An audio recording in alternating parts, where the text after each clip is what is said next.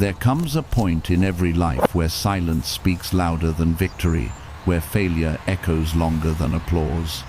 This is not the story of success.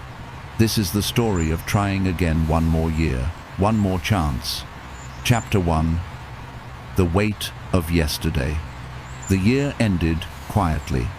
No celebration, no fireworks, just the dull thud of another attempt that didn't work. The world outside still moved, people cheering, countdowns echoing through the city, confetti falling on strangers who promised themselves a new beginning. But for you, it wasn't a celebration. It was a reminder. Another year gone, another goal unmet, another promise you couldn't quite keep. You sat there, watching the seconds tick past midnight, and for a moment, everything felt still, too still. You weren't angry, not even sad, just empty. That quiet kind of disappointment that doesn't scream, it just lingers. You told yourself it would be different this time. You had planned, prepared, worked harder than ever before. But somehow, things still slipped through your fingers. The results didn't match the effort. The dreams stayed distant. The victories belonged to someone else. The mirror in front of you caught your reflection. Tired eyes, slumped shoulders, a faint scar of sleepless nights drawn across your face. You tried to smile, but it looked forced, like an actor repeating a scene they no longer believe in. You whispered, "Next year will be different," though a small part of you wasn't sure if you still believed that. Yet, buried deep beneath the exhaustion, something still flickered, the faint spark of defiance, the whisper that says, "Not yet." That's the thing about people who fall. Often they develop a strange relationship with failure. At first, it crushes you. It tears at your confidence, makes you question your worth. But after a while, you learn to breathe under the weight. You learn to look at failure differently, not as the end, but as the proof that you tried. That flicker of defiance you feel in your chest, that's hope in disguise. It's the part of you that refuses to let the story end like this. You think back to the early months, January, when motivation was fresh and plans felt unstoppable. You had notebooks full of ideas, schedules pinned to walls, and that electric feeling of potential humming inside you. But somewhere along the line, life got heavy. Days blurred together. The fire dimmed. You began surviving instead of living. The things you wanted most became things you avoided talking about, because each mention reminded you of what hadn't happened. Still, you kept moving. You showed up when you didn't want to. You worked even when no one noticed. You tried, again and again, because giving up never felt like an option, not really. That's what makes the weight of yesterday so heavy. It's not just the failures. It's the memory of how much effort you gave and how little it seemed to matter. It's all the almosts. The almost succeeded. The almost changed. The almost became. You remember the moments that almost worked. The late nights you told yourself, just one more try. The sacrifices no one saw, the friends you drifted from, the sleep you skipped, the comfort you traded for progress. Those moments are stitched into you. They're what make the disappointment hurt so deeply, because you know how hard you tried. But maybe, just maybe, that's what makes this moment sacred. Because right now, sitting here in the quiet aftermath of another failed year, you still care. You're still thinking about it. You still want it. Most people give up long before this. They numb themselves, blame the world, or stop dreaming altogether. But not you. You're still here, carrying the weight of yesterday, and somehow, against all odds, considering the possibility of tomorrow. The weight of yesterday isn't meant to break you. It's meant to remind you. Every scar, every setback, every quiet night like this one is evidence that you've lived fully enough to fail. And that's something not everyone gets to claim. There are people who never risk, never reach, never fall, and so they never grow. You, on the other hand, have been in the arena. You've bled for what you wanted. That counts for something. Take a deep breath. Let the memories surface, not to haunt you, but to teach you. Think of the mistakes you made not as evidence of weakness, but as instructions. Life has a cruel but consistent way of educating us, through repetition and pain. The lessons you ignored last year are still waiting, patient and unrelenting. They won't disappear until you learn them. Maybe last year wasn't about winning. Maybe it was about understanding what truly matters to you, stripping away the illusions, the comparisons, the noise. You learned that motivation fades fast, that inspiration isn't enough, and that consistency is quieter but infinitely stronger. You learned that your worth isn't tied to achievements, that rest doesn't mean failure, and that sometimes the best thing you can do is simply not give up. The weight of yesterday is real, yes, but it's also proof that you're capable of carrying more than you think. You've endured heartbreak, rejection, exhaustion, and you're still standing. You've walked through the kind of disappointment that makes people stop trying, and yet you're here, wondering how to begin again. That's courage, even if it doesn't feel like it. Look around. The world didn't stop when you fell short. The sky didn't collapse. The clock kept ticking because it knows what you're starting to remember. That failure is temporary, but quitting is permanent. The past may feel heavy, but it's not a sentence, it's a foundation. The ashes of what didn't work are the soil from which something new can grow. So sit in this silence a little longer. Feel the sting, acknowledge the loss, but don't turn away from it. This pain isn't here to punish you. It's here to prepare you. It's the uncomfortable proof that you still care enough to try again. The tired eyes in the mirror, they've seen battles most people would have run from. They've watched dreams collapse and still found the courage to dream again. Tonight, you don't need a plan. You don't need to promise yourself a perfect future. You just need to decide that this isn't the end. Tomorrow, the world will look the same streets, same problems, same challenges, but you'll be different. Not because everything suddenly changes, but because you've chosen to face it all again. That's the real power hidden inside the weight of yesterday. It's not the heaviness that matters. It's the fact that you're still carrying it, still moving, still breathing. You may have failed again, but failure doesn't have the final word. The fact that you're still here means the story isn't finished. And as long as the story isn't finished, there's always one more chance waiting just beyond the weight of yesterday. Chapter 2. The Honest Breakdown. Failure has a strange way of forcing you into honesty. Not the kind of honesty you share with others, the quiet, private kind that happens when there's no one left to impress. When the noise fades, and it's just you and the truth you've been avoiding. That's where growth begins. In the aftermath of another failed attempt, you don't need motivation, you need clarity. You need to face the version of yourself that got lost somewhere between your dreams and your distractions. Failure isn't a single moment. It's a slow, unraveling small compromises, skipped steps, broken promises to yourself that you thought didn't matter.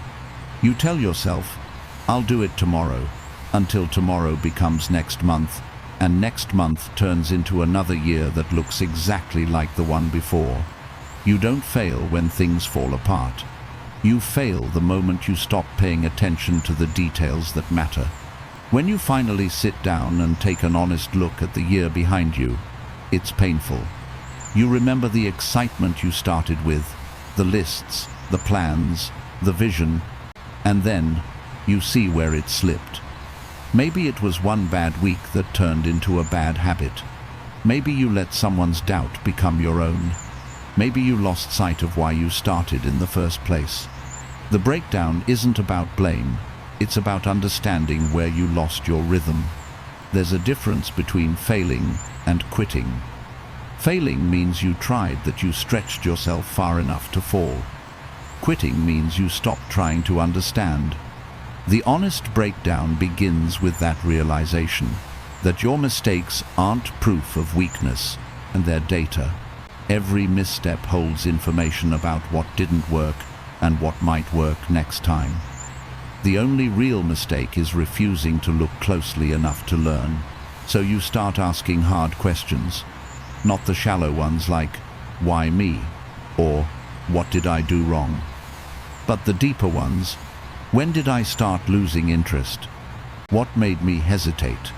Which goals were truly mine, and which ones were just borrowed from others' expectations?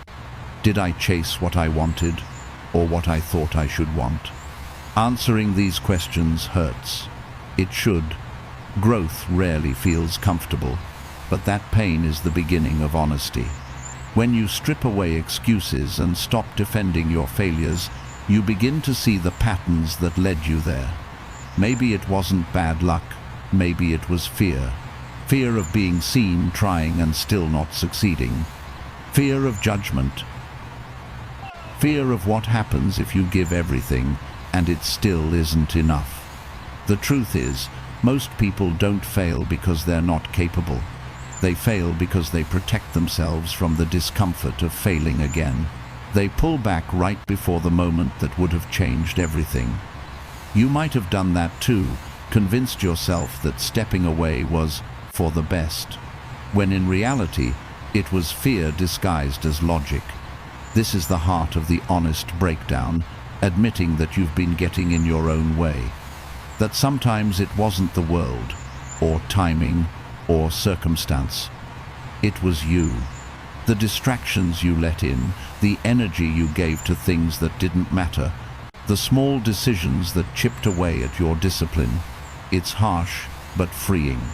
Because once you own your mistakes, you also reclaim your power to change them. Sit with that thought. It was me. Not as an accusation, but as liberation. Because if it was you that caused the damage, it can also be you that repairs it. You don't need a new life. You need a new level of honesty with the one you already have. In those moments of reflection, you'll see something beautiful hiding under the rubble: resilience. The fact that you're even looking back means you still care. People who have truly given up don't reflect. They bury the past and pretend it doesn't exist. But you're sifting through the pieces, searching for the truth, trying to understand what went wrong so you can make it right. That's strength, even if it feels like failure. You start realizing how much of your time was spent proving instead of improving. You chased validation, the approval, the recognition, the applause, and when it didn't come, you lost motivation. But here's the truth that no one tells you. Real progress doesn't need witnesses. The most meaningful change happens quietly, without likes, without praise, without anyone knowing except you. As you keep breaking down your year, you'll notice the patterns repeating themselves, not because you're doomed, but because lessons repeat until they're learned. The same kind of people disappoint you. The same distractions pull you off course. The same fears whisper the same lies. The honest breakdown isn't about avoiding those cycles. It's about becoming aware enough to break them. There's a moment in every breakdown when denial fades and something inside you clicks. You realize you don't hate yourself for failing.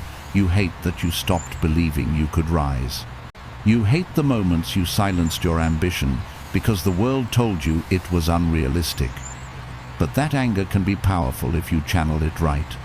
Anger at yourself becomes determination when you use it to rebuild instead of retreat. So take a breath and let the past speak. Let it show you the versions of yourself that you outgrew, the one that settled, the one that doubted, the one that tried to please everyone but yourself. Thank them, they were doing their best with what they knew. But now you know more. You've lived through the consequences of avoidance and delay. You've seen what happens when you don't act. You've seen how time doesn't wait for your readiness. The breakdown is brutal, but it's also cleansing. It burns away illusions. It forces you to face the unfiltered truth of your effort, your priorities, and your discipline. And once you've done that, once you've faced the raw version of your past without excuses, you can finally see a way forward. Because now you understand, it didn't all go wrong. You simply stopped too soon. You quit one try before the lesson revealed itself. You were closer than you realized. That's the tragedy of most failures. They end right before they turn into breakthroughs. So this is your moment of decision. You can stay here, trapped in regret, dissecting what went wrong until the story grows cold. Or you can take what you've learned, dust yourself off, and begin again, this time with your eyes open, your ego quiet, and your honesty intact. That's the real gift of the honest breakdown. It doesn't end in shame, it ends in clarity. And from clarity comes strength. The kind of strength that doesn't need motivation, only movement. The kind of strength that doesn't ask, "Can I?" but whispers, "I will." Because once you've broken down the truth, the only thing left to do is rebuild. Chapter 3. The Quiet Between Years. There's a strange stillness that settles in the space between years, that unspoken gap after one ends and before the next begins. It's not marked on any calendar, but you feel it. The rush of December fades, the noise of resolutions dulls, and what's left is a silence that feels both heavy and sacred. It's the quiet between what was and what could be. This silence is where reflection lives. It's where you start noticing how much of last year still clings to you, the habits you meant to break, the dreams you tucked away, and the conversations you never finished. The world around you is moving again, people posting about fresh starts, gyms overflowing, calendars filling up. But inside, you're still standing at the edge of something unfinished. You wake up later than usual, not because you're lazy, but because your mind is tired of running in circles, tired of pretending to be okay, tired of chasing a version of yourself that never feels complete. The quiet between years forces you to stop pretending. It doesn't ask you for goals, it asks you for truth. In that quiet, you begin to see how fast you've been moving without direction. You realize how many things you said yes to just to fill the silence. How often you mistook busyness for purpose. You think of all the times you wanted to slow down but didn't, afraid that if you stopped, you might have to face the things you'd been avoiding. Now, there's nowhere to hide. The quiet has caught up to you. But that's the gift of it. This pause between years isn't punishment, it's permission. Permission to breathe, to reassess, to begin again. It's the space life gives you to listen to yourself without the echo of everyone else's opinions. It's the moment where you ask, what do I really want? Not what I'm supposed to want, not what looks good on paper, but what my soul is quietly begging for. You think about last year, about how much of it felt like running underwater. You were busy, yes, but not alive.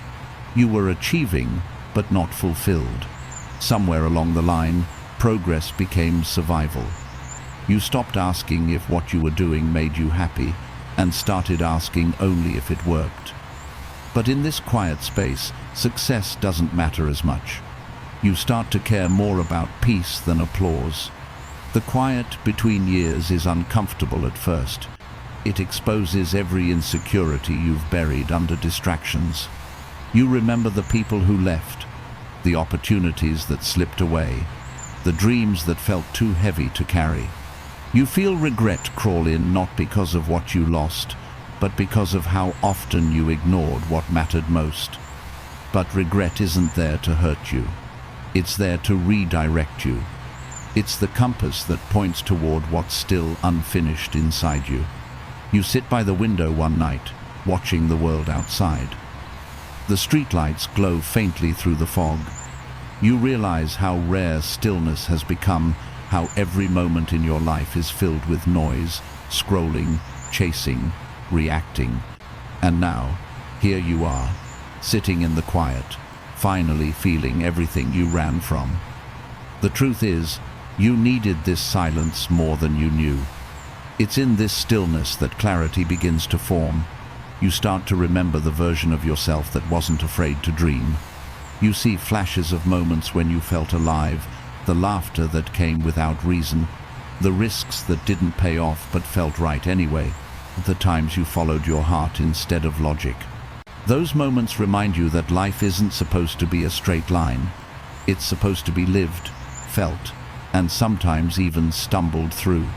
The quiet between years also reveals something else: gratitude.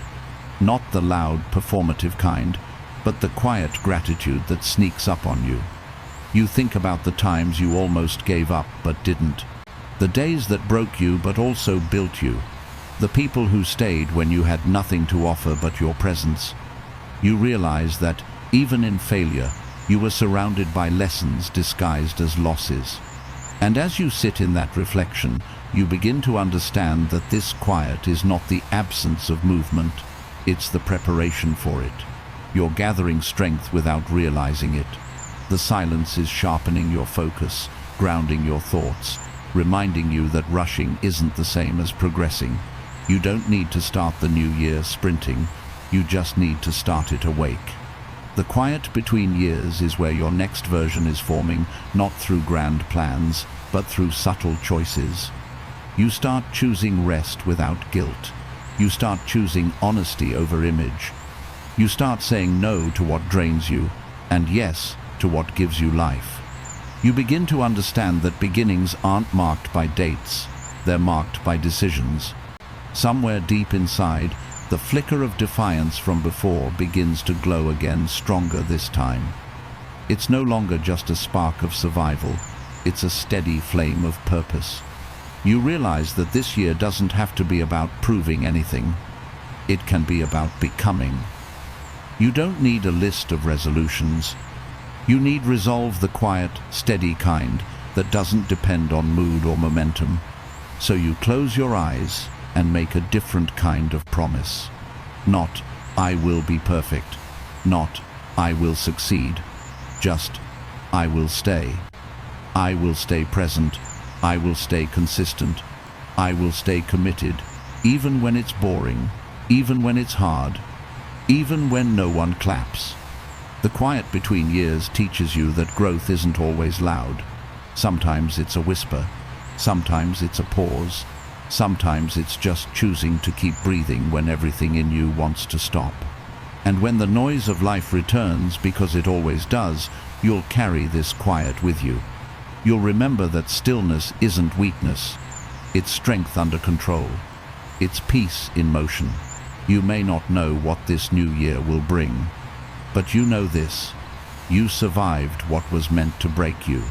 You learned in the silence what no success could teach you. And as the world races into 2026, you'll step forward, not rushing, not chasing, but moving with intention. Because you understand now that real beginnings don't happen when the calendar changes. They happen in the quiet between years, when you finally decide who you're going to be when no one's watching. Chapter 4. The Mirror Test. There comes a morning when you can no longer hide behind distractions, when every excuse, every justification, every "I'll start tomorrow" collapses under the weight of your own reflection. That's the morning of the mirror test. It's not about appearance, it's about recognition. It's about standing still long enough to face the person you've become, without filters, without defense, without escape. Most people avoid mirrors for this very reason. Not because they're afraid of what they look like, but because they're afraid of what they'll see. A reflection doesn't lie. It shows the truth: tired eyes that have seen too much, shoulders that carry invisible weight, and a face that still carries traces of dreams long abandoned. It's not judgmental, just honest. And honesty, when you've been running from it, feels like confrontation. You stand there, maybe in the dim light of morning, maybe at the end of another restless night. The air is still. The world is quiet. You look into the glass and realize that it's not time or luck that's holding you back. It's the version of yourself that refuses to evolve. The reflection stares back, waiting for you to acknowledge it, waiting for you to stop pretending you don't see the gap between who you are and who you promised yourself you'd be. The mirror doesn't care about your potential, it only shows what is. The unspoken truth of every failed attempt, every moment of hesitation, every time you chose comfort over courage. And, as much as it hurts, there's something sacred about that kind of confrontation, because for the first time, you're not explaining your failure away, you're understanding it. You start to notice the little things, the fatigue that isn't just physical, but emotional, the heaviness in your posture, the way your eyes shift away from your own gaze. That's not weakness. That's truth trying to surface. Because deep down, you know that the person staring back at you has more inside them than the world has seen yet. You remember who you used to be, the version of yourself that believed anything was possible, the one that didn't second-guess every decision, the one that didn't need validation to move forward. Somewhere along the line, that version faded under pressure, replaced by someone cautious, someone tired, someone constantly apologizing for wanting more. The mirror doesn't just show your reflection, it shows your ghosts, the parts of you that still wait to be reclaimed. You take a breath. For a moment, you almost look away. But something stops you, because maybe for the first time, you don't want to escape this confrontation. Maybe this is what you've needed all along, a pause long enough to admit that you've been hiding. You realize you've been carrying guilt, not just for what you did wrong, but for everything you didn't do, the chances you didn't take, the words you didn't say, the times you stayed silent when you should have spoken up. This is the heart of the mirror test, brutal self-honesty. It's not about punishment, it's about awareness. You can't change what you refuse to face. And maybe that's why the reflection feels so uncomfortable. It's showing you not just what you've done, but what you've avoided. The truth is, you've built habits around avoiding yourself. You fill your days with noise work, scrolling, conversations that go nowhere because silence exposes the questions you don't want to answer. Am I happy? Am I proud? Am I becoming who I said I would be? These aren't easy questions, but they're necessary ones. You might be tempted to focus on the flaws, the tired eyes, the lines that weren't there before, the evidence of time passing faster than you wanted it to. But those aren't flaws, they're proof. Proof that you've endured, that you've lived, that you've shown up, even when it didn't pay off. Every mark, every crease, every scar is a chapter in your survival story. So, you keep looking, longer this time, past the surface, into the eyes that have seen both failure and resilience. The reflection doesn't look defeated anymore, it looks alive. Maybe bruised, but still standing. And there, buried under the fatigue, is something powerful. Recognition. You begin to recognize your own strength. You realize that the person in the mirror isn't your enemy. They're your ally, the one who's been through every storm, every heartbreak, every quiet night when giving up seemed easier. They've never left your side. They've seen you fail, seen you doubt, seen you break, and still, they show up every day. That's not weakness, that's loyalty. You whisper something to that reflection, something you've been too afraid to say out loud. I forgive you. It's a small sentence, but it hits hard. Because you've been carrying self-blame for years for not being enough, for not being faster, stronger, better. You've punished yourself for being human. But forgiveness changes everything. It turns guilt into growth. It turns failure into wisdom. You begin to understand that you don't need to be perfect to start again. You just need to be willing. The mirror isn't asking you to fix everything today. It's asking you to take ownership, to stop pointing fingers at circumstances and start taking responsibility for your story. The reflection isn't mocking you, it's reminding you, this is who you are right now. but it's not who you have to stay. You take another deep breath. For the first time in a long while, you meet your own eyes and don't flinch. There's a quiet resolve forming behind them, not arrogance, not false confidence, just truth. You've seen the cost of avoidance. You've lived the exhaustion of pretending. Now you're ready for something different, something real. The mirror test isn't about judgment. It's about awakening. It's the point where you stop running and start rebuilding. Because the person you see isn't broken, they're just unfinished. They've been waiting for you to notice them, to stop chasing perfection and start honoring persistence. So you smile, not the forced kind, but the honest kind. The kind that acknowledges everything you've been through and still chooses hope. You realize that maybe, just maybe, failure wasn't trying to destroy you. It was trying to introduce you to yourself. The mirror doesn't show defeat anymore. It shows possibility. You step away, not lighter, but clearer. You carry that image with you, the version of yourself that faced truth and didn't turn away. Because once you've looked yourself in the eye and chosen to begin again, nothing can hold the same power over you. From this point on, the mirror isn't just glass. It's a promise. Every time you face it, you're reminded that no matter how many times you've fallen, you're still capable of standing tall. And as you leave that quiet room, the reflection lingers not as a reminder of what you failed to do, but of who you're finally ready to become. The mirror test never ends.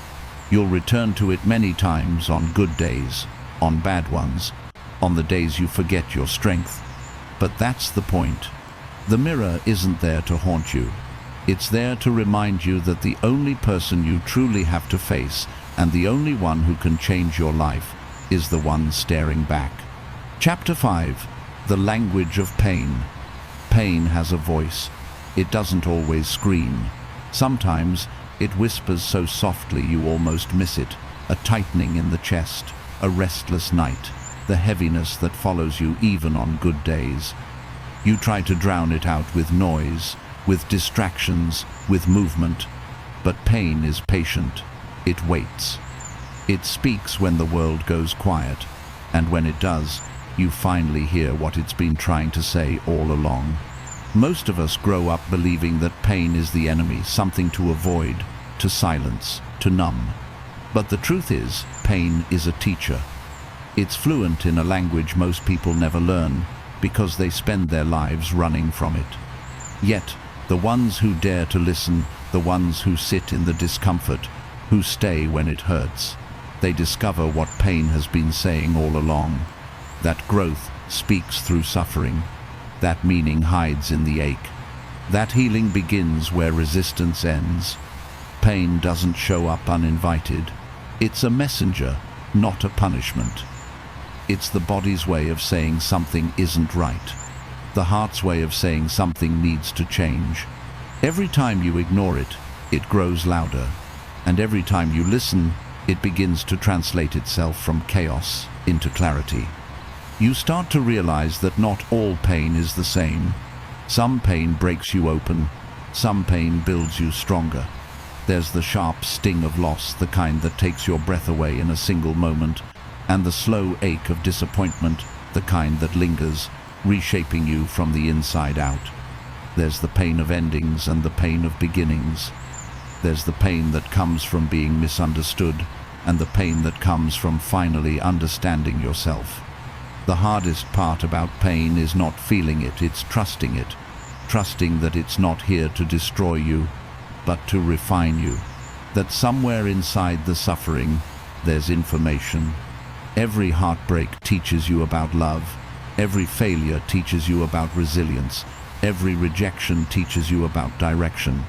Life doesn't speak in success, it speaks in struggle. You begin to notice patterns. The same lessons keep repeating, wrapped in different situations, wearing different faces. The same emotions, disappointment, frustration, fear, return again and again. It's not coincidence, it's repetition. The universe keeps teaching you the same thing until you finally understand it. Pain is the curriculum of growth, and it doesn't hand out easy answers. It asks questions that require soul work. You think back to the times you hurt the most, the nights you cried quietly so no one would know, the mornings when you didn't want to move, the days that felt endless. You remember how certain you were that you'd never get through it, but you did. Somehow, you always do. And when you look back now, you realize that those moments, as unbearable as they felt, were where you changed the most. Pain didn't break you, it shaped you. It stripped away everything false and left only what was real. Pain humbles you. It reminds you that you're human, fragile, unfinished. It reminds you that control is an illusion, and that sometimes all you can do is surrender, not in defeat, but in acceptance. Because pain doesn't demand that you fix it immediately. It just asks that you feel it. To sit with it without rushing for a solution. To breathe through it instead of running from it. You learn to listen differently. Instead of asking, "Why me?" you begin to ask, "What is this trying to teach me?" And the answers, though subtle, start to emerge. Pain teaches patience, the kind that can't be faked. It teaches compassion for yourself and for others.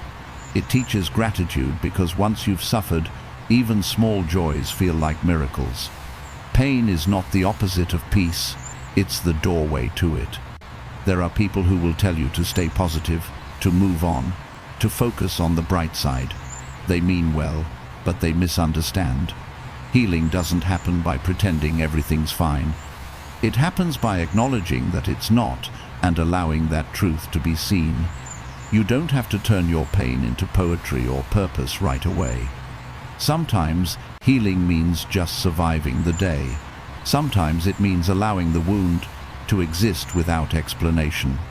You start to realize that pain connects you to others. Every person you meet carries their own invisible wounds. When you learn to listen to your own, you begin to recognize theirs. That's how empathy is born, through shared hurt. The ones who've suffered the most often love the deepest. They've learned that pain isn't something to pass on, it's something to transform. Transformation isn't glamorous, it's messy. It's nights spent questioning your worth. It's learning how to forgive when you still feel broken. It's rebuilding trust in yourself after watching everything fall apart. But when you begin to translate your pain into understanding, you become unstoppable.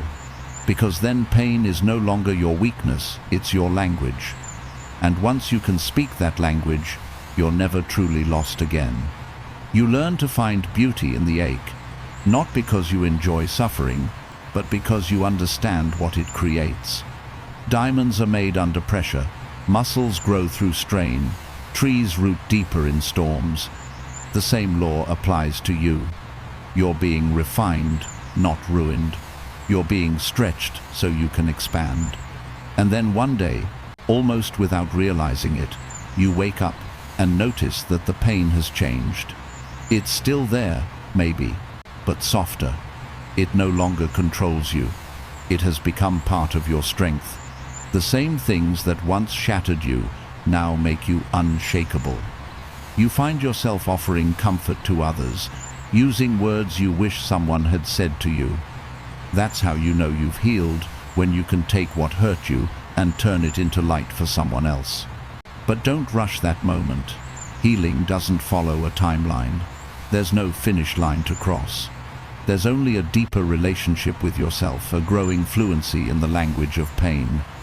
You'll learn its dialects over time: heartbreak, loss, failure, uncertainty. Each will teach you something different. Each will make you more human. So the next time pain knocks on your door, don't push it away. Invite it in. Sit with it. Ask what it needs to show you. Because inside every ache is a message. Inside every wound is wisdom. And inside every moment of suffering is the possibility of transformation. The language of pain is one of the oldest in existence. It transcends age, culture, and time. And though it hurts to learn, It's the one that teaches you the most essential truth of all, that you are capable of surviving what once seemed unbearable, that you can turn agony into awareness, that you can turn breaking into becoming. When you finally understand that, pain loses its power to control you. It becomes your ally, a harsh, honest, unrelenting teacher who only ever wanted to see you grow. And in that moment, when you stop fearing pain and start listening to it, you realize something profound. Pain was never the enemy. It was the translator, helping you understand the most important message of all, that even in your deepest suffering, life has been speaking to you, patiently waiting for you to hear it. Chapter 6. The Promise of 2026. A new year doesn't start when the calendar flips. It begins in a quiet decision, a promise whispered in the space between what you were and what you're becoming.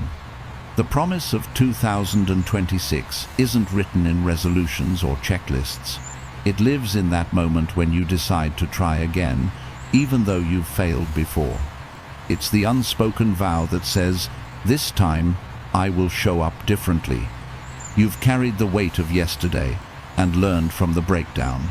You've faced your reflection and made peace with your pain. Now, the horizon shifts. You begin to sense that something is changing, not outside you, but within. It's subtle, like a seed stirring beneath the soil before anyone can see it. It's the quiet conviction that this year you'll no longer chase outcomes, you'll build foundations. The promise of 2026 isn't about perfection. It's about presence. It's about doing what you said you would long after the excitement fades. Because success isn't born in bursts of motivation. It's built in the mundane, the repetition, the unglamorous commitment to keep going when it's no longer exciting. This year asks you to stop waiting for the right time and start honoring the time you already have. You look around, and life feels strangely familiar, the same streets, the same faces, the same challenges. But something inside you is different now. You're not chasing redemption, you're chasing authenticity. You don't want to prove the world wrong. You just want to live right. You no longer crave applause, you crave alignment. The promise of 2026 is the promise to live with intention, to stop treating your dreams like hobbies, to stop apologizing for wanting more, to finally give yourself the same loyalty you've given everyone else. This isn't about becoming someone new. It's about returning to the person you were before fear taught you to shrink. You start small.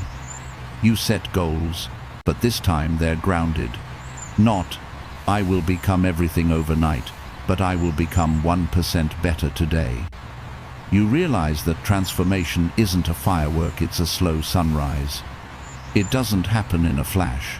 It unfolds, layer by layer, moment by moment. The light comes gradually, and one morning you look up and realize everything has changed. This is what the promise of 2026 really means. It's not a vow to never fail again, but to never stop rising. It's a commitment to growth over glory, to effort over ease. It's choosing to keep your promises to yourself, especially the ones no one else knows about. Because that's where true integrity begins. In the unseen moments, you'll face doubt again, that's certain. There will be days when the voice of fear returns, whispering that you're wasting your time. There will be setbacks that make you question your strength. But the difference now is that you've learned the rhythm of resilience. You know that falling doesn't erase progress, it's part of it. You understand that failure doesn't mean you're back at zero, it means you're still in motion. You begin to see effort itself as sacred. Every time you show up, even when it's hard, you're making an offering to your future self. Every small decision to rest instead of quit, to focus instead of flee, to believe instead of doubt, adds up. These choices don't look like much in isolation, but together they become the architecture of your new life. The promise of 2026 also carries forgiveness, not the kind that excuses your past, but the kind that sets you free from it. You stop punishing yourself for what you didn't know before. You stop replaying the moments you wish you could redo. Instead, you look forward. You understand that regret is only useful when it teaches you responsibility.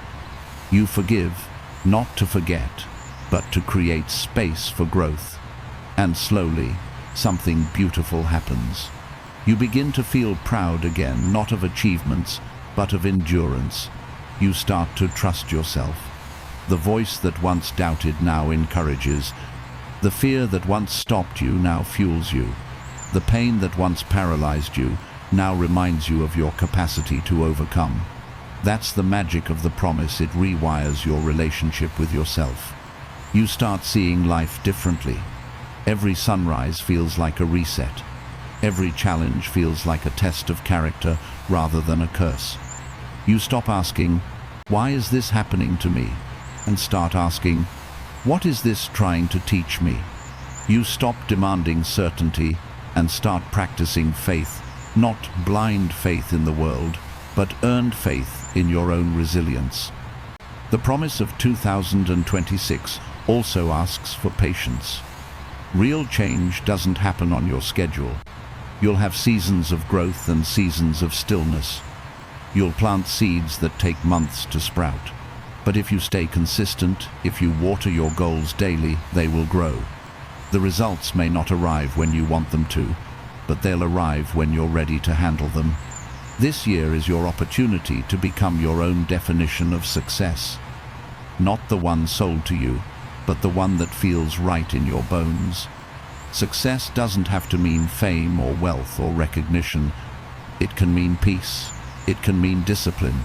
It can mean waking up and knowing you're living your truth. So, make the promise quietly, sincerely. Promise yourself that this year, you won't let fear steer you. You won't wait for motivation to move you. You won't keep giving your energy to what doesn't grow you. Promise to treat your goals like living things, to feed them, protect them, and give them time to become. Promise to keep showing up, even when no one's watching. Because at the end of this year, you won't remember the days you were perfect. You'll remember the days you refused to quit.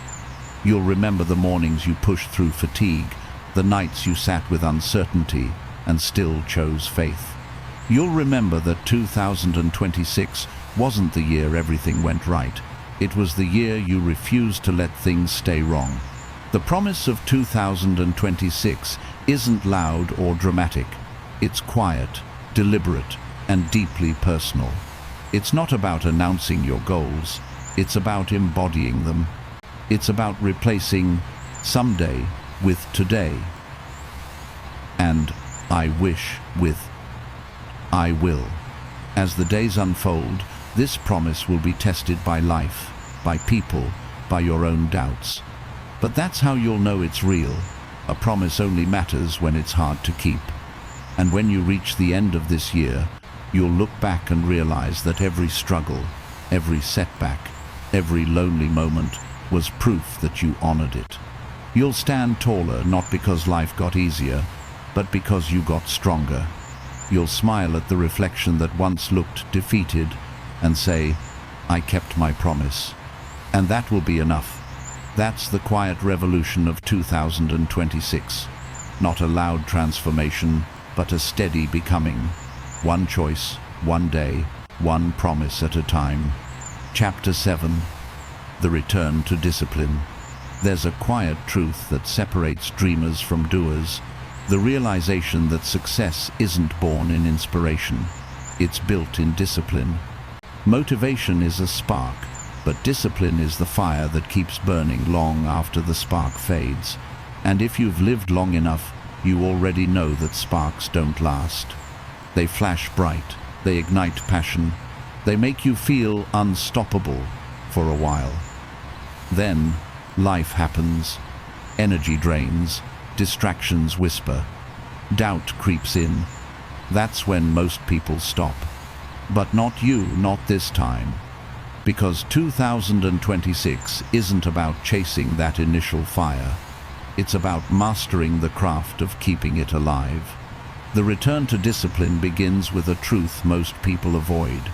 Feelings can't be trusted. They're powerful, but fleeting. One day you're unstoppable, the next, you can barely move. If you only act when you feel like it, you'll never build anything lasting. Discipline, on the other hand, doesn't care about feelings. It shows up regardless. It's the quiet commitment to the process, not the promise of the result. Discipline is unglamorous.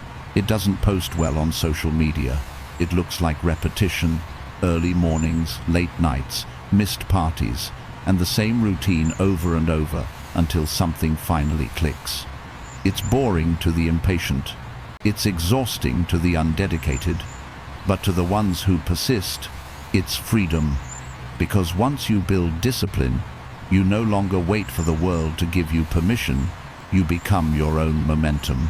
You wake up one morning and decide that this time, it won't be about grand plans. It'll be about consistency. You don't need to run a marathon. You just need to walk every single day.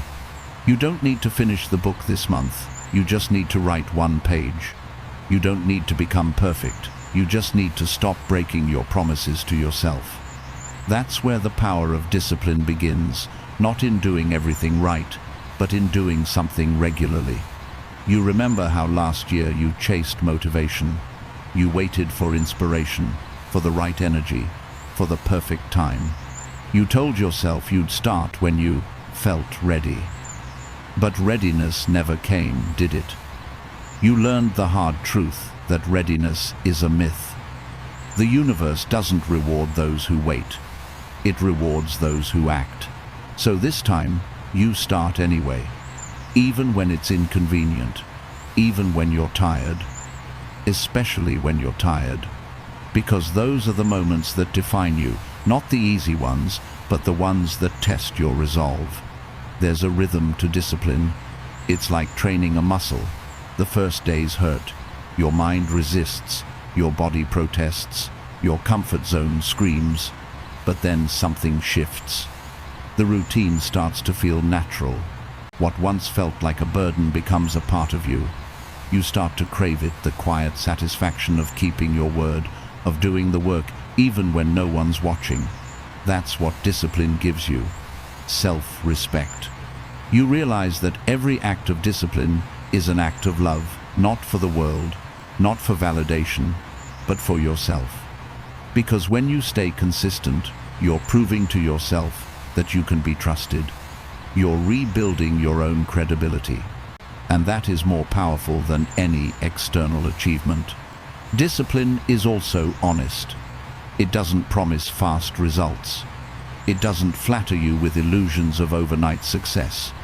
It humbles you. It teaches you patience, the kind that grows only when you commit to something for the long haul. You learn to measure progress not in leaps, but in inches. Not in how far you've gone, but in the fact that you're still moving. And there will be days when you break your streak. You'll fall back into old patterns. You'll miss a step. That's fine. Discipline isn't about perfection. It's about return. It's the ability to come back again and again, no matter how many times you fall. You don't need to start over every time. You just need to continue. The only real failure is quitting entirely. The return to discipline also means re-evaluating what deserves your energy. Because discipline without direction is just busy work. You can work endlessly on the wrong things and still end up empty. True discipline aligns effort with purpose. It's not about doing more, it's about doing what matters most, consistently. So you start pruning. You cut out what's unnecessary, the distractions, the half-commitments, the empty promises. You focus on the essentials, the habits that build, not the habits that numb. You realize how much time you used to spend escaping discomfort. Now, you lean into it. Because discomfort means growth. The world is built to pull your attention away, to seduce you with instant gratification, to reward urgency over depth. But discipline is rebellion against that chaos. It's saying, I don't need to be entertained. I need to be effective. It's choosing long-term peace over short-term pleasure. And somewhere along the way, the small things start adding up. The pages you wrote become a chapter. The workouts you didn't skip become strength. The early mornings become a rhythm your body trusts. You begin to understand that discipline isn't a punishment, it's liberation. It frees you from the chaos of indecision, from the prison of regret, from the endless loop of someday. You stop seeking balance and start seeking rhythm. Balance suggests stillness, an impossible perfection. Rhythm suggests flow, a human, imperfect harmony between effort and rest. You learn that true discipline doesn't mean burning out. It means learning when to push and when to breathe. There's beauty in the repetition. It's where mastery lives. The greats, artists, athletes, leaders, they don't wait for genius to strike. They build it, brick by brick, through discipline. What separates them from the rest isn't talent, it's consistency. Talent opens the door. Discipline keeps you inside the room. And when doubt visits, because it always will, you remind yourself of one simple truth. The work works. Every time you show up, you plant a seed. Some grow immediately, some take months, some take years. But none of it is wasted. You're building something invisible: momentum, character, resilience. You begin to see discipline as devotion. Devotion to your craft, to your purpose, to your own potential. It's not cold or mechanical. It's love in motion. It's the quiet promise you keep to yourself every morning. I will not waste this day. As the weeks of 2026 unfold, you start noticing how calm you've become. The noise doesn't shake you as it once did. You don't need to prove yourself anymore. You just need to keep your rhythm. You've returned to discipline not as a duty, but as a way of living. And in that steady, humble repetition, something extraordinary begins to happen. You stop chasing transformation because you've already become it. Discipline has done its work. It has turned effort into identity. You no longer think about trying to stay consistent. You are consistent. You no longer dream of being disciplined. You are disciplined. That's the quiet power of the return. It doesn't shout. It doesn't announce. It simply becomes who you are. When others are waiting for motivation, you're already moving. When they ask for balance, you're already flowing.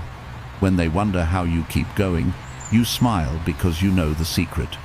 You stopped depending on feelings and started depending on faith. And that's when you finally understand, discipline isn't a cage. It's the key that sets you free. Chapter 8. The Power of Small Wins. Progress rarely comes with applause. It doesn't announce itself with a grand moment of victory or a sudden surge of clarity. More often, it begins quietly in the small choices no one notices, in the little victories that seem too insignificant to celebrate. But if there's one lesson life teaches you after enough falls, it's this. Small wins are the foundation of every great transformation.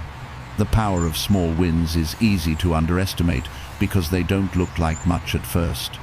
Waking up 10 minutes earlier, drinking a glass of water instead of another cup of coffee, choosing to focus for 20 minutes instead of scrolling for 2 hours. None of those moments feel revolutionary, but they are. They are votes you cast for the person you're becoming. Most people never change because they're addicted to extremes. They want instant transformation, the overnight success, the dramatic before and after, the moment that erases all their past mistakes. But life doesn't work like that. Change is rarely cinematic. It's cumulative. It's built one decision, one effort, one quiet act of discipline at a time. You've learned by now that the mountain isn't climbed in one giant leap. It's conquered step by step, inch by inch. Every time you take a step forward, no matter how small, you're rewriting the story that failure once told about you. You're proving that momentum matters more than magnitude. In the beginning, small wins feel fragile. They're easy to dismiss. You tell yourself, this doesn't count, because you've been conditioned to believe that progress only matters when it's visible. But that's the trap. You can't see growth in real time. The seed doesn't look like the tree. The process doesn't look like the result. The power of small wins lives in consistency, not spectacle. So you start where you are, not where you wish you were. You make one small promise to yourself and keep it. That's all. It could be reading 2 pages a day, walking for 15 minutes, or writing a single paragraph. The goal isn't perfection, it's momentum. Because once you move, even a little, you've already beaten inertia, and inertia is the hardest enemy of all.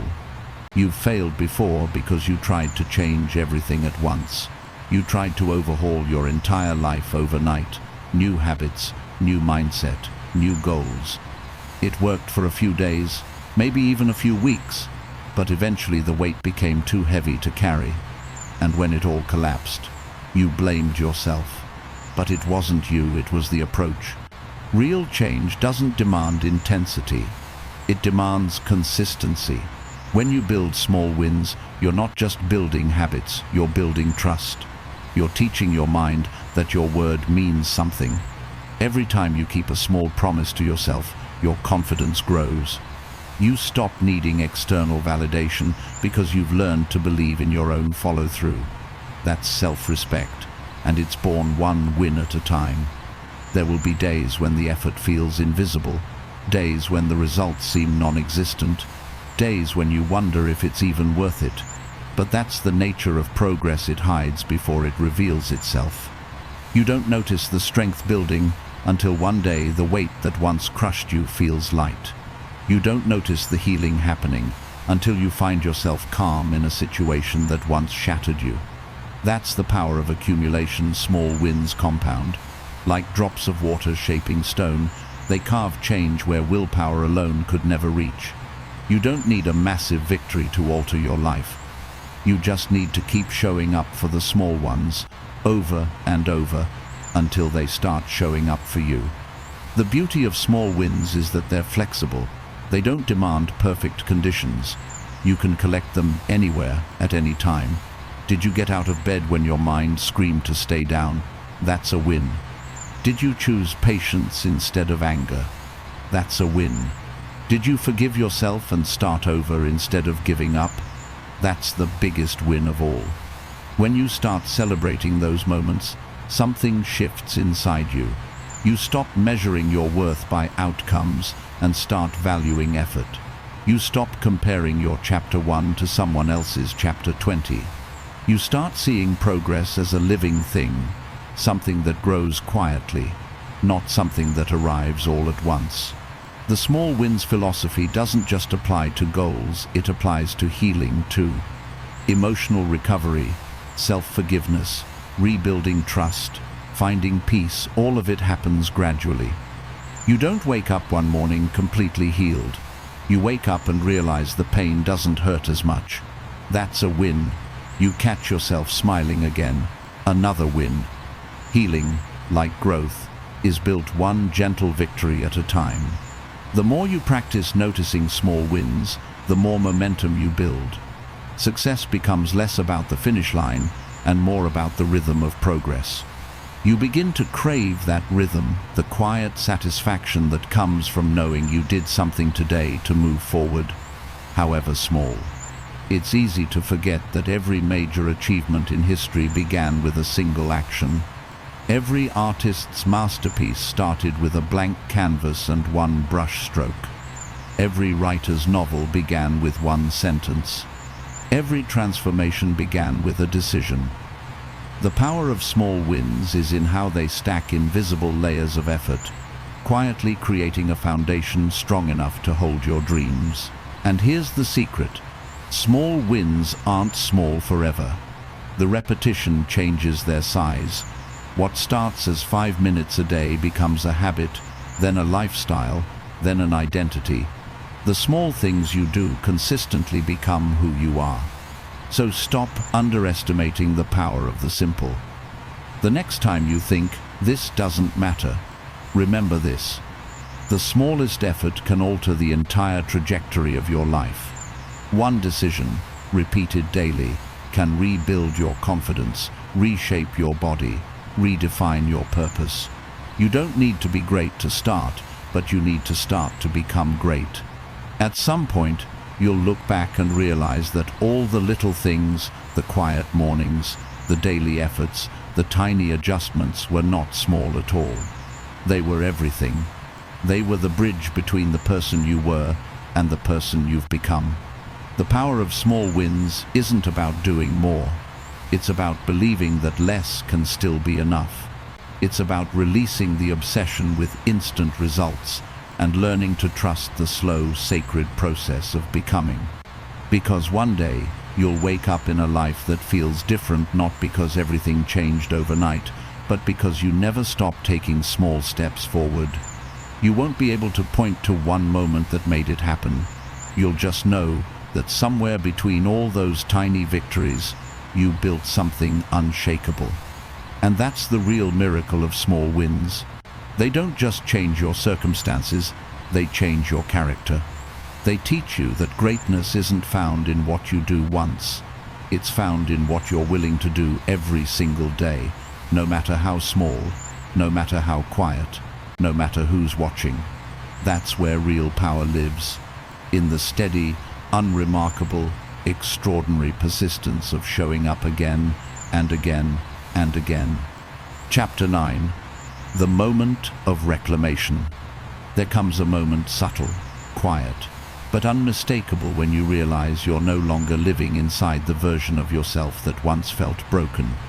It doesn't arrive with a drum roll or a cinematic sunrise. It comes in an ordinary instant when you catch yourself responding differently to something that used to crush you. A situation that once stole your peace no longer does. A weight that used to feel unbearable suddenly feels lighter.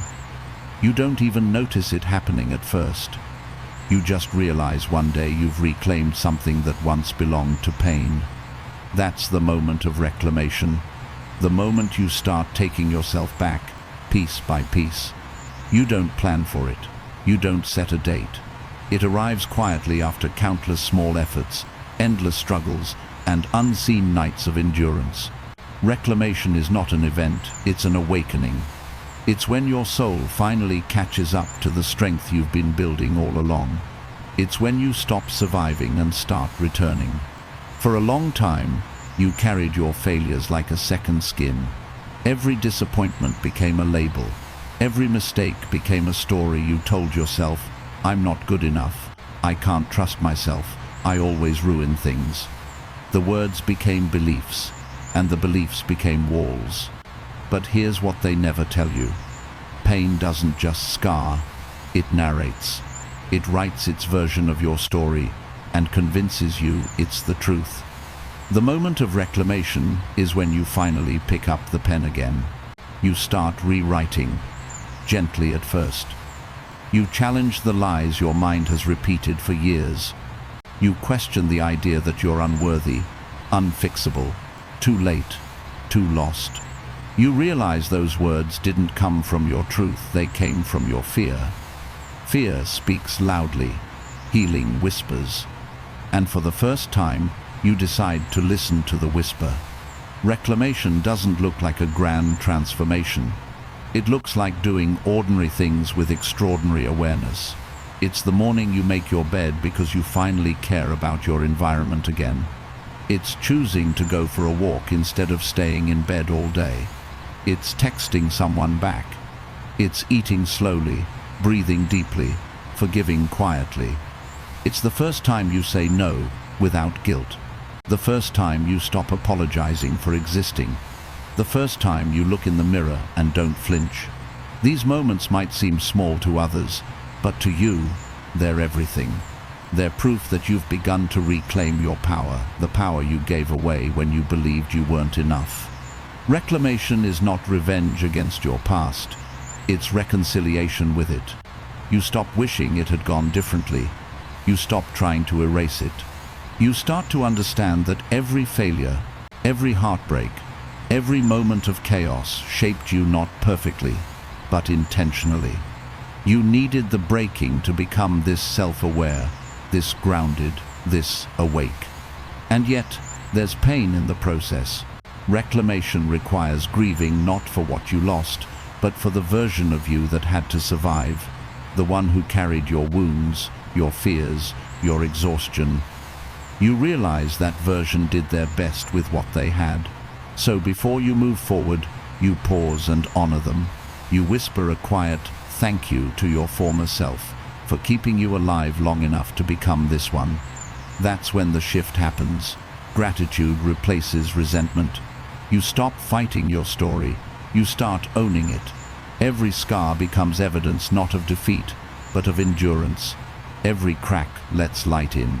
Every pain becomes a paragraph in a greater narrative. You fell, you learned, you rose. You begin to notice how your energy changes. You're not rushing to fix things anymore. You're not trying to prove anything to anyone. You don't crave validation the way you used to. There's a steadiness inside you now, a kind of quiet confidence that doesn't depend on outcomes. You trust yourself again, not because you're perfect, but because you've seen what happens when you don't quit. Reclamation is also forgiveness. Deep, uncomfortable, necessary forgiveness.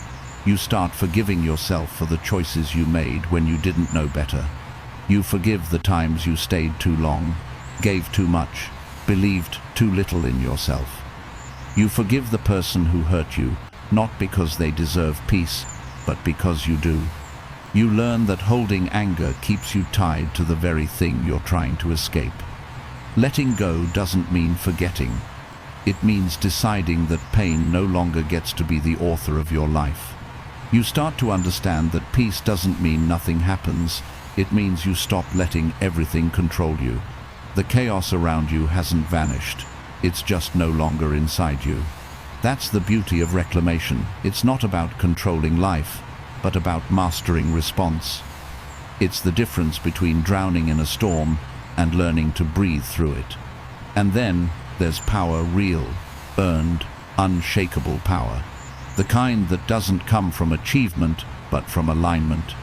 You stop needing to chase strength because you realize you are strength. It's in the way you speak to yourself now. It's in the way you walk into rooms without shrinking. It's in the way you set boundaries without guilt.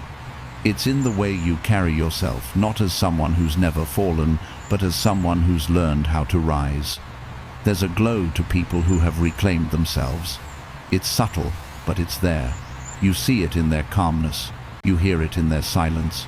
You feel it in their presence. They've stopped performing. They've stopped pretending. They've stopped chasing people who don't see them. They've made peace with being misunderstood. Because when you reclaim your truth, you stop needing to explain it. You start creating again, not for recognition, but for expression. You start dreaming again, not because it's easy, but because it's who you are. You start loving again, not because you're unscarred, but because your heart has learned resilience. The moment of reclamation doesn't make life perfect, it makes it real. And when you look back, you realize the journey wasn't about becoming someone new. It was about returning to the person you were before the world told you to doubt yourself. Reclamation isn't about addition, it's about subtraction. You shed the shame, the fear, the comparison, the noise. What's left is truth. What's left is you. You are no longer a victim of your past. You are the curator of it. You choose what to carry forward and what to leave behind. You understand now that healing doesn't mean erasing what happened. It means integrating it so fully that it no longer owns you. And maybe, for the first time in a long while, you feel peace, not the fleeting kind that depends on circumstances, but the deep kind that comes from alignment. From knowing that even when everything went wrong, you still became someone worth being. This is the moment of reclamation, the quiet, unwavering realization that you survived what was meant to break you. and you became more yourself because of it. You no longer need to shout your strength, you embody it. You no longer need to seek proof that you're healing, you live it. You have taken yourself back, and nothing, no failure, no loss, no pain, can ever take that away again. Chapter 10. One more year, one more chance. It's strange how quietly a new beginning can arrive. There are no fireworks this time, no loud declarations or sweeping promises. Just a slow, steady breath, a calm knowing deep in your chest that says, I'm still here, that's all. You survived another year. You learned, you endured, you stumbled, but you're standing. You failed again, but you're still willing to try. And that willingness, fragile, quiet, stubborn, is everything. This is where the story begins again. One more year, one more chance. Not a reset, not a redo, but a continuation. A second act written by someone wiser, someone softer, someone who now understands that progress isn't a race. You don't need to outrun who you used to be. You just need to keep walking. You've come to see that life isn't divided into neat chapters of success and failure. It's an ongoing conversation between effort and acceptance, between control and surrender. You don't win by avoiding mistakes. You win by outlasting them. The difference between those who move forward and those who stay stuck isn't talent, it's endurance. It's the refusal to let the last setback define the next attempt. This year, you're not chasing redemption, you're building rhythm. You've spent enough years swinging between extremes, bursts of energy, followed by exhaustion, passion followed by burnout. Now, it's about something quieter, steadier, persistence. You don't need to sprint toward your dreams anymore. You just need to keep walking toward them, one sure step at a time. The old you thought success was loud. The new you understands it's silent. Success is showing up again after falling apart. It's doing what you said you would, even when no one notices. It's keeping faith when nothing is certain. It's forgiving yourself for being human, again and again. The promise of one more year isn't that it will be easy. It's that it will be worth it. There will be days when doubt will come knocking, persistent, familiar, whispering all the reasons you should stop trying. It will remind you of every failure, every missed chance, every unfinished dream. But this time, you'll know better. You'll know that doubt only visits people who are still in the game. The ones who've given up don't hear its voice anymore. The presence of doubt is proof that you still believe there's something left to fight for. This year isn't about being fearless. It's about acting in spite of fear. It's about choosing courage in small doses, one decision at a time. You'll feel uncertain, you'll feel tired, but you'll also feel alive. Because trying, even imperfectly, is always more alive than giving up. Maybe this is the year you stop chasing massive breakthroughs and start appreciating quiet progress. The day you choose rest instead of self-hatred, that's growth. The moment you speak kindly to yourself after a mistake, that's change. The time you get up after falling, not with fury, but with understanding, that's evolution. You've learned that success isn't about never falling again. It's about falling differently, softer, faster, with grace. You fall, you feel, you get up, you continue. Each cycle teaches you something new about who you are. The bruises don't make you weaker. They remind you that you're still in motion. One more year, one more chance. It sounds small, almost ordinary, but it's not. It's the most radical act of self-belief there is. To try again when you have every reason not to, that's strength. To hope again when the past gave you every reason to give up, that's courage. To trust again after disappointment, that's wisdom. And this time, you're not doing it for anyone else. You're doing it for the quiet version of yourself who endured everything and still dared to dream. You owe them this. You owe yourself this. You know now that the real work of becoming isn't glamorous. It happens in silence, It happens in habits. It happens in the choices no one sees. It's saying no when you want to quit. It's saying yes when you're scared. It's showing up even when it doesn't feel like it's working. It's trusting that every day you plant a seed, even if you don't see the garden yet. Some days, you'll feel like you're back where you started, but you're not. You've learned too much, grown too far. Even when it feels like you're moving in circles, you're still moving upward, every repetition refining you, every setback strengthening you. You begin to see life less as a destination and more as a rhythm. You inhale resilience, you exhale fear. You rise, you fall, you rise again. The rhythm becomes familiar, it becomes holy, and then something happens quietly, naturally. You stop needing to make it. You realize you already have. You made it through the nights you thought would never end. You made it through the uncertainty, the disappointment, the loss. You've already achieved something monumental. You stayed. You stayed when you were tired. You stayed when no one noticed. You stayed when it would have been easier to disappear. That's victory, not the loud kind, but the lasting kind. Now, as you look toward this new year, you don't need to make a dramatic declaration. You don't need to promise perfection. Just promise presence. Promise effort. Promise that when the days grow dark again, and they will, you'll keep the light on inside. You'll remember that failure isn't your enemy. Stagnation is. That uncertainty isn't danger, it's possibility. That pain isn't punishment, it's proof of transformation. You'll remember that the road doesn't get easier, you just get stronger. That consistency will take you where motivation never could. That peace doesn't come when life stops being hard, it comes when you stop running from it. And one day, far from now, you'll look back on this year, this moment, this quiet decision to begin again, and you'll realize it changed everything. Because this was the year you stopped waiting for the perfect time and decided to make time perfect. This was the year you stopped needing to start over and simply continued. So here's to one more year. One more chance to rise, to rebuild, to remember what you're made of. One more chance to let the world know that you may have failed again, but you are not finished.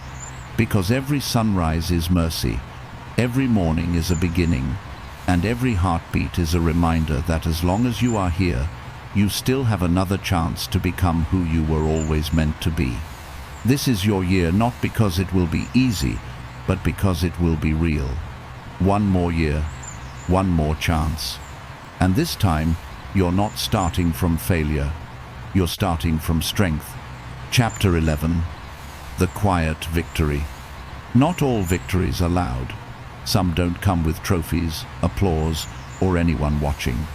They arrive in silence, in the spaces between heartbreak and healing, in the simple decision to keep going when no one would blame you for giving up. That's what this chapter is about. The quiet victory. The kind the world doesn't see, but that changes everything. You don't feel it at first. It doesn't announce itself. It creeps in softly, like dawn after a long night. You'll wake up one morning, and for a brief moment, you'll feel different, lighter, calmer, grounded. You won't even know why. The same responsibilities still wait for you. The same problems still exist. But something in your chest feels steady again. That's how quiet victories work. They rebuild you slowly, piece by piece, until one day you realize you're no longer falling apart. For years, you've been chasing big wins, the kind you can show others, the kind that prove you've made it. But the truth is, the most powerful victories are invisible. They're the moments when you don't explode, when you choose peace over reaction, when you forgive yourself instead of punishing yourself, when you show up after every reason not to. Those moments don't trend. They don't earn applause. But they shape you more deeply than any public success ever could. Quiet victory is discipline without drama. It's progress without witnesses. It's growth that doesn't need validation. It's you, sitting in a room alone, doing the hard, unglamorous work of becoming who you said you'd be. There's no audience for that. Just you and the small, persistent rhythm of effort. But that rhythm, steady and unseen, is the heartbeat of transformation.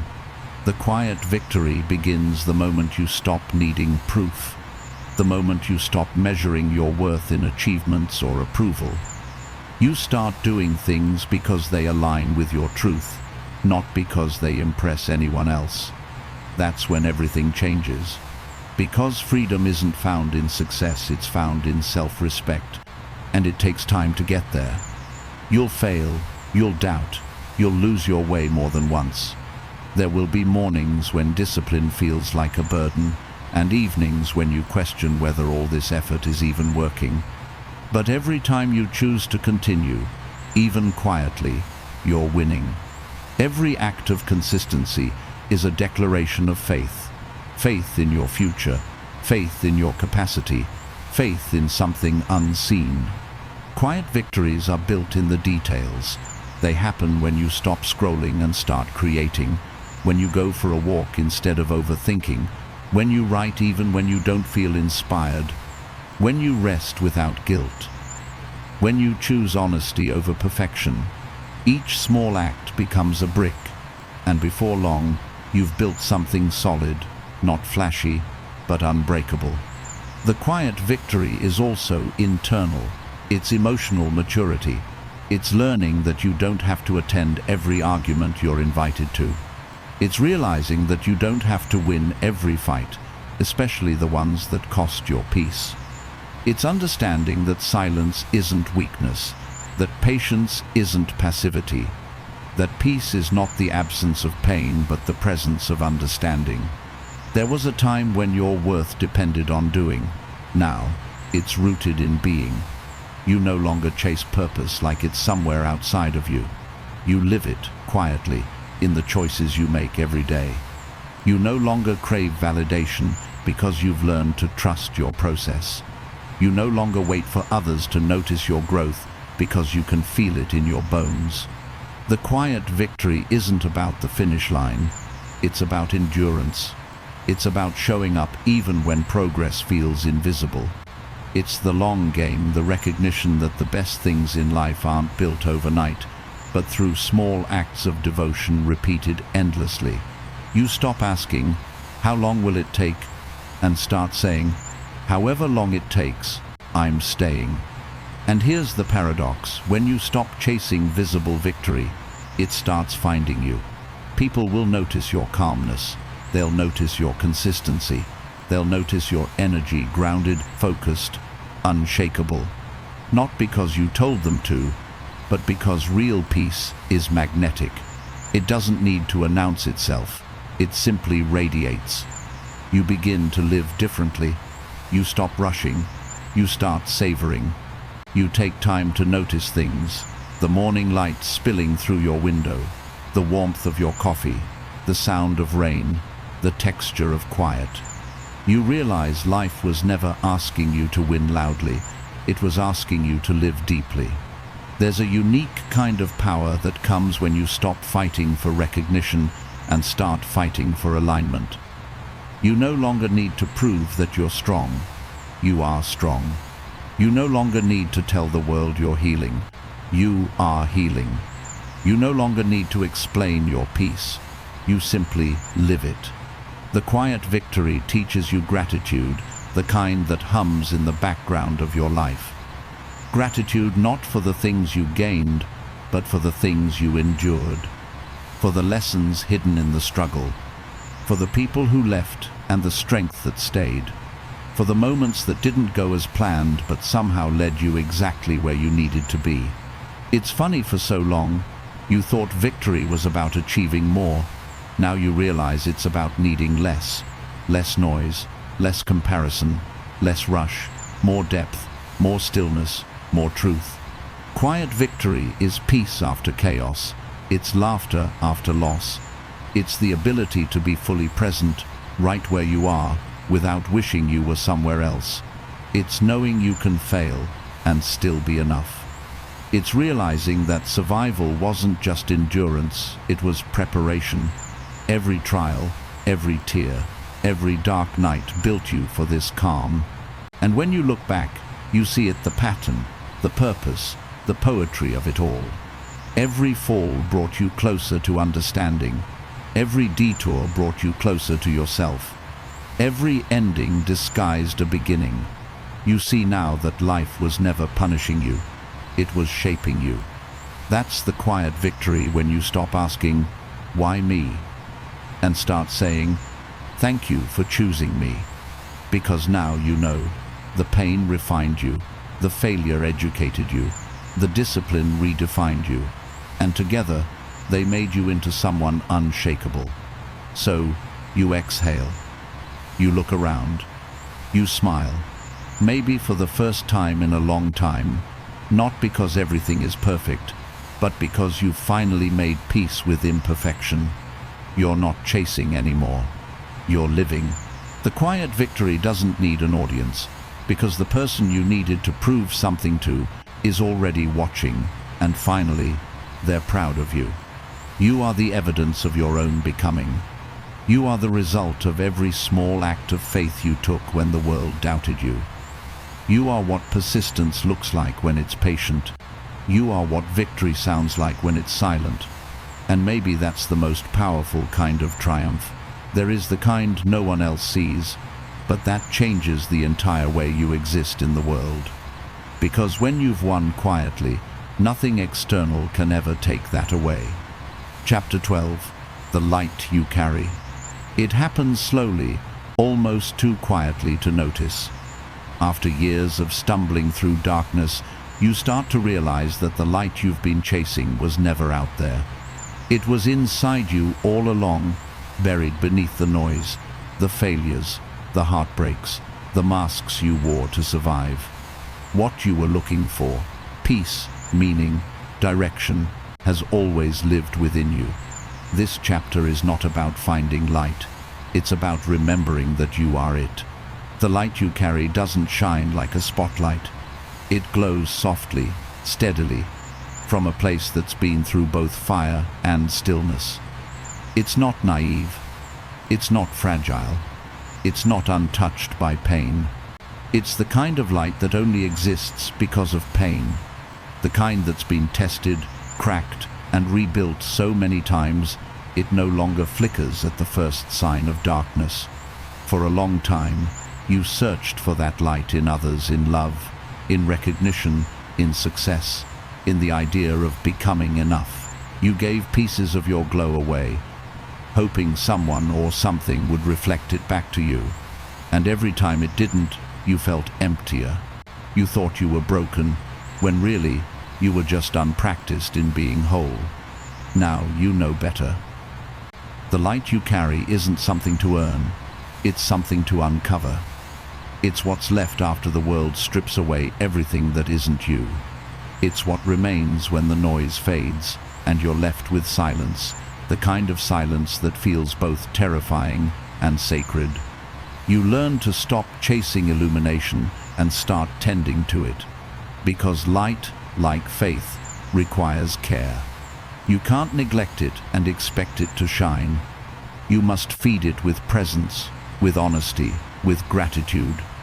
You must protect it from the things that dim it. Comparison, resentment, fear. You must allow it to rest, too, because even light needs darkness to define it. That's the paradox of growth. It's born from shadow. The same darkness that tried to destroy you became the soil where your strength took root. Every time you broke, you let more light in. Every time you fell, you found another way to rise. Every scar became a window. Every loss became a lantern. The light you carry isn't loud. It doesn't demand attention. It doesn't compete. It simply exists, authentic, quiet, undeniable. You can see it in the way you speak now, slower, softer, but with depth. You can feel it in your presence, grounded, calm, steady. You no longer rush to prove anything. You no longer shrink to make others comfortable. You've learned that your peace doesn't need permission. You've also learned that not everyone will understand this version of you, the one who no longer explains, who no longer overextends, who no longer needs validation to exist. That's okay. Light doesn't beg to be seen, it simply shines. The right people will feel it, the wrong ones will be blinded by it. Neither changes what you are. There's a humility in true illumination. You stop trying to fix the world and start becoming the proof that healing is possible. You stop preaching and start embodying. Your calm becomes your contribution. Your kindness becomes your legacy. You don't have to save anyone, you just have to stay lit. Because when you do, you remind others of their own light. It's strange when you finally stop trying to prove your worth, you start living in alignment with it. Life begins to open up in quiet ways. Opportunities flow to you that match your energy. People who see your light find their way to you naturally, without force. You begin to understand what peace really feels like. Not excitement, not relief, but wholeness. The light you carry also teaches you compassion. You start to see how much pain hides behind people's masks. You recognize yourself in their struggles. You forgive more easily, not because people deserve it, but because you don't want to carry their darkness anymore. You choose love, not the naive kind, but the kind that stands firm in boundaries and still believes in goodness. And slowly, you start to redefine success. It's no longer about achievement, it's about alignment. No longer about how bright the world sees you, but how deeply you can feel your own light. Success becomes peace of mind, freedom from self-sabotage, a life that feels true when no one is watching. You stop seeking the next thing. You start cherishing this thing, the breath you're taking, the moment you're living, the stillness you once ran from. You realize that joy doesn't come from reaching more, it comes from needing less. The light you carry thrives not in excess, but in simplicity. You start to remember what it feels like to be alive, not busy, not performing, just alive. You begin to notice life in full color again, the smell of rain, the way sunlight rests on your skin, the laughter that finds you unexpectedly. You realize that your light doesn't just illuminate your path, it makes the world itself more beautiful. But carrying light doesn't mean life stops being hard. Darkness still comes, grief still visits, fear still whispers. The difference is, now you know how to hold your own glow through it. You don't panic when the shadows stretch long. You've learned that darkness doesn't extinguish light, it defines it. It reminds you what you're capable of surviving. The light you carry is not fragile anymore. It's not dependent on conditions. It's not something that can be taken from you, because it's no longer external. It's woven into your being. It's the warmth in your chest when you do what's right, even when no one knows. It's the peace that follows when you honor your truth. It's the quiet pride of being who you said you'd become. And here's the most beautiful part. The more you carry your light, the more you see it in others. You start to realize that everyone is fighting a battle you can't see, and everyone carries a spark of something divine. You stop judging and start understanding. You stop competing and start connecting. You become part of something bigger, not by trying harder, but by simply being real. You understand now that your purpose was never to shine brighter than anyone else. It was to shine authentically, to live in such a way that others remember their own light too. That's how change happens, not through noise, but through example. And maybe that's what this whole journey was preparing you for, not perfection, not endless striving, but illumination. You failed, you fell, you tried again, and in the process, you found your light. You learned that one more year, one more chance, was never about reaching the top. It was about becoming whole. So now, you walk differently, you speak differently, you love differently. Not because the world changed, but because you did. You've realized that the most powerful thing you can ever do is keep your light alive, especially in a world that tries to dim it. You've realized that every day you choose peace over panic, kindness over ego, faith over fear. You are winning, quietly, radiantly. And as this chapter closes, there's no need for fanfare, no need for grand promises, just this quiet truth. You are the light you were looking for. You are the proof that broken things can still glow. You are the continuation of every lesson, every failure, every dawn that refused to stop rising. Carry your light into the next season, not to be seen, but to see clearly, not to impress, but to illuminate. Because the world doesn't need you to be perfect. It needs you to be awake. It needs you to be alive. It needs you to shine exactly as you are. Chapter 13. Becoming the storm. There comes a point when you stop waiting for the weather to change and you become the storm. Not the chaotic kind that destroys, but the kind that transforms. The one that moves across the sky with purpose. The one that doesn't apologize for its power anymore.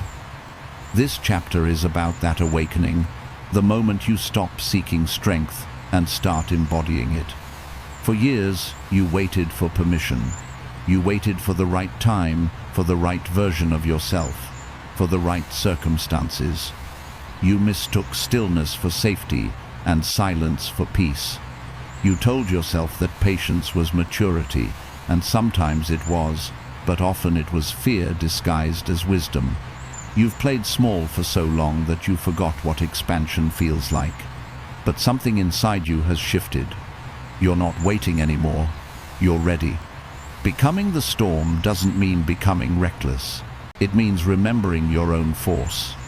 It means no longer dulling your edges to fit into places that can't hold your truth. It means understanding that peace doesn't always look like calm skies.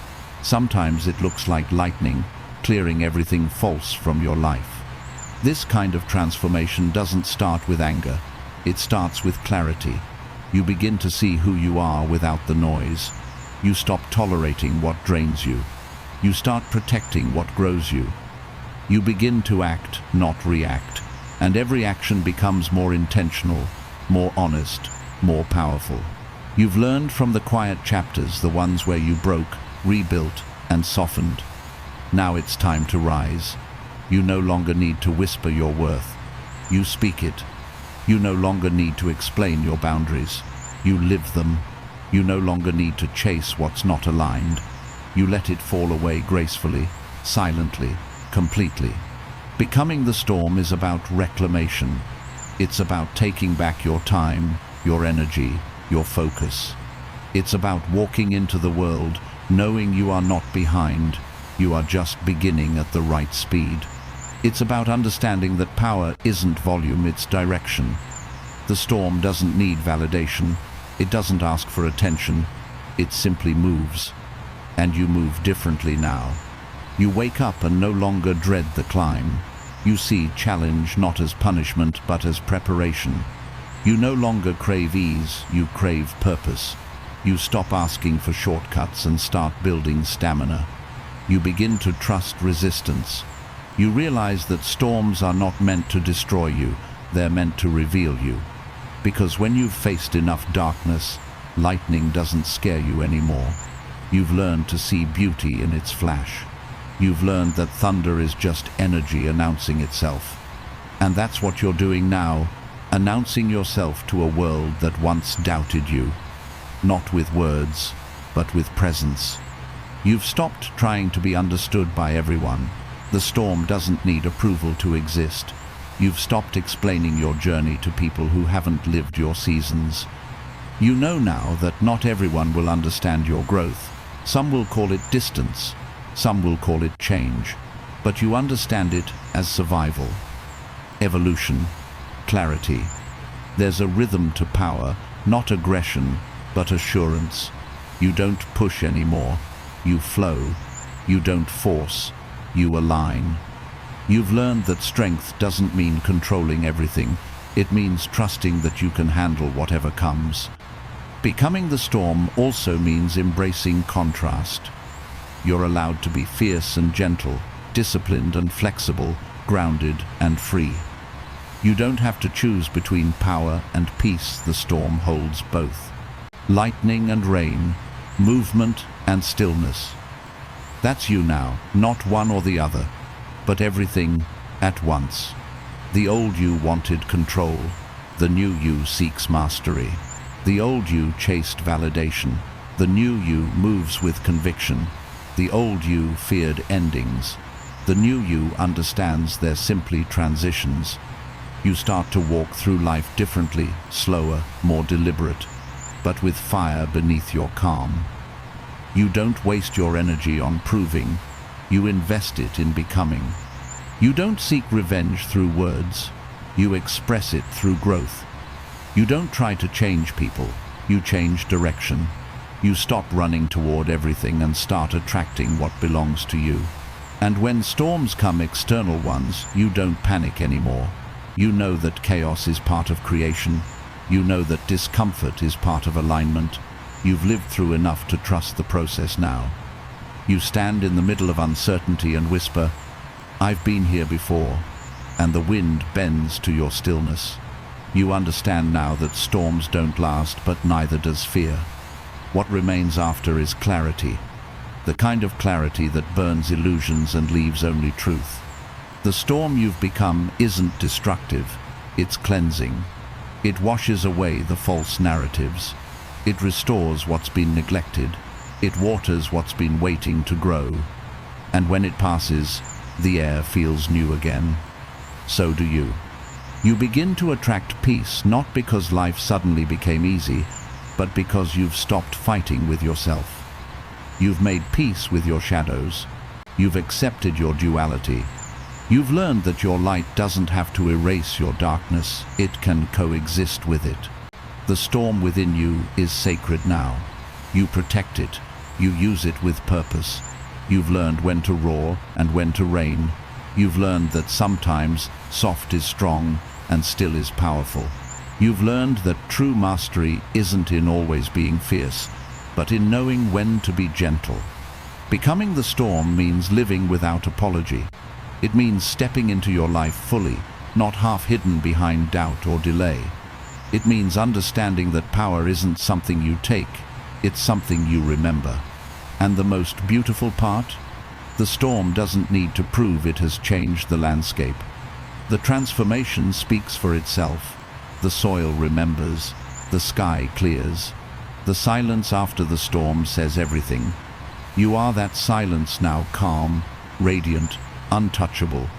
You don't need to announce your strength anymore. You don't need to chase light. You are both lightning and sky. You don't need to fear the storm. You've become its balance. And so you walk forward steady, sure, unapologetic. One more year, one more chance, one more rise, because this time you don't wait for the weather to clear. You are the weather. You are the change. You are the storm reborn, redefined, and finally free. Chapter 14. The Grace of Continuance.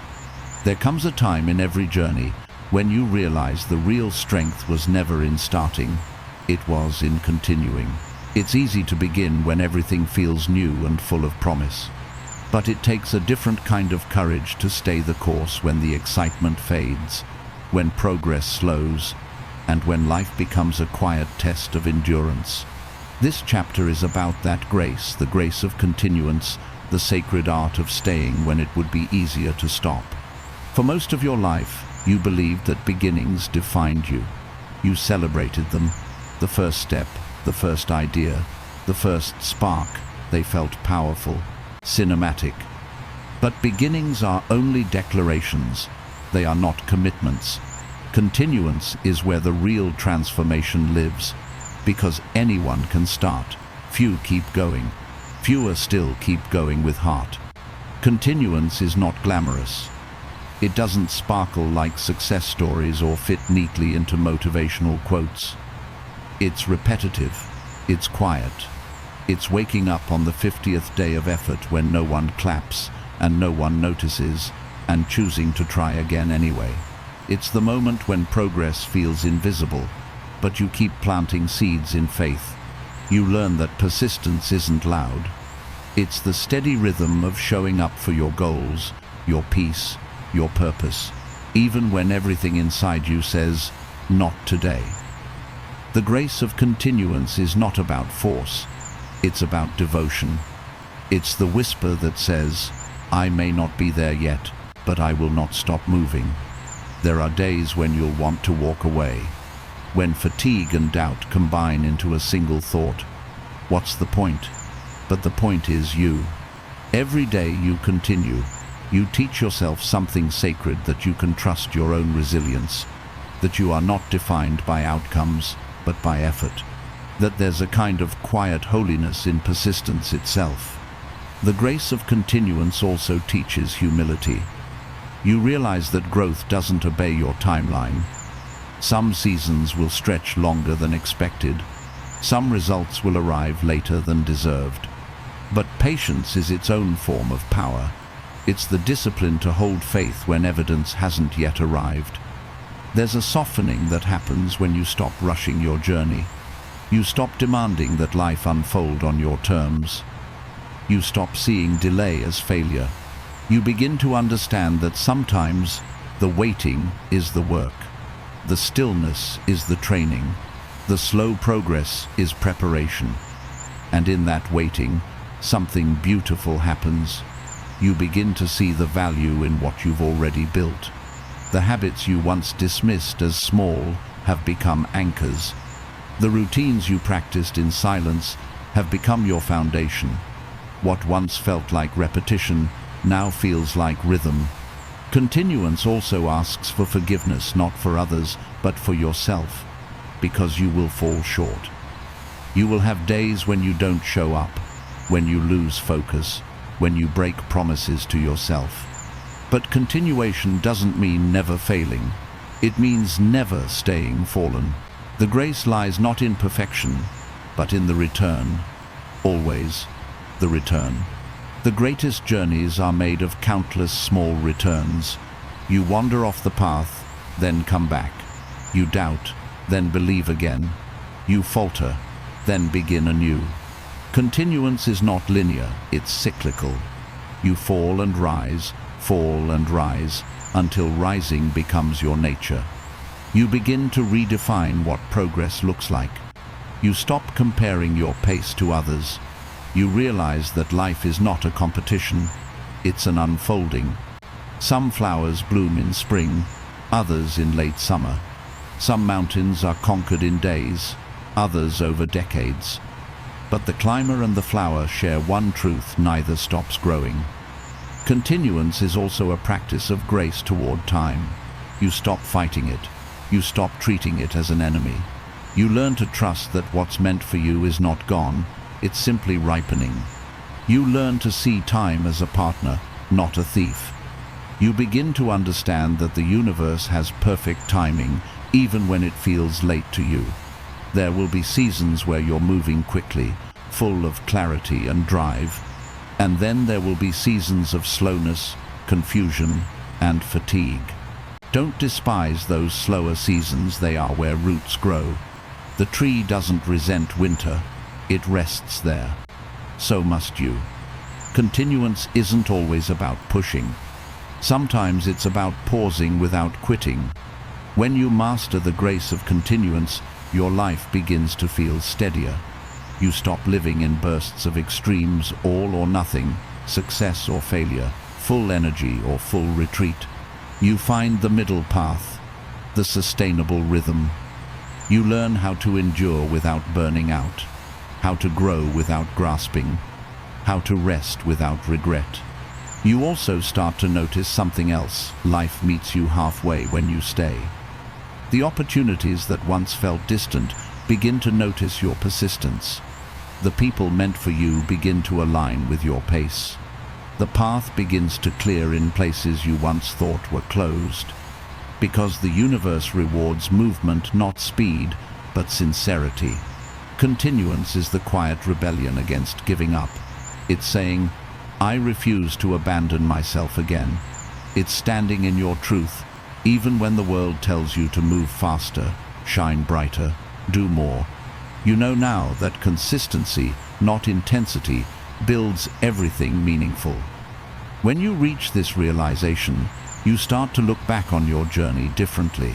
The moments you once called failures, you now see as endurance. The detours you once resented, you now recognize as redirections. The waiting you once hated, you now honor as wisdom. You see clearly now. Every time you continued, even when you didn't want to, life took note. Every time you whispered, "I'll try again tomorrow," the universe whispered back, "I'm still with you." This is the grace of continuance, not a sprint, not a climb, but a dance with time itself. You move, you rest, you stumble, you rise, and through it all, you remain. The older you get, the more you realize that greatness was never about the size of your victories. It was about the longevity of your faith. Anyone can believe when it's easy. Few continue when it's hard. Fewer still do it with grace. So if today you're tired, rest but don't stop. If you feel unseen, keep shining. Someone is watching who needs your light. If progress feels slow, trust it, it's still progress. Because one day, you'll look back and realize that what made the difference wasn't talent or timing or even luck. It was this: you stayed. You stayed through the silence. You stayed through the setbacks. You stayed through the storm. You stayed through yourself. And that quiet, uncelebrated staying was where your greatness was born. The grace of continuance is not about chasing the finish line. It's about understanding that the journey is the reward. You're not just surviving anymore, you're sustaining. You're growing roots deep enough to weather anything. And maybe that's what this entire story has been leading you to realize, that trying again, staying again, believing again isn't weakness, it's divine. Because the greatest proof of strength isn't that you began, it's that you never stopped becoming. And here we are, the end, not with a thunderclap or a curtain call, but with something quieter, the sound of breath. The inhale of endurance, the exhale of release. You made it here, to the other side of another long, uneven year. Maybe not victorious in the way you imagined, but victorious nonetheless, because you're still standing, you're still trying, you're still alive enough to want something more. You began this journey thinking it was about success.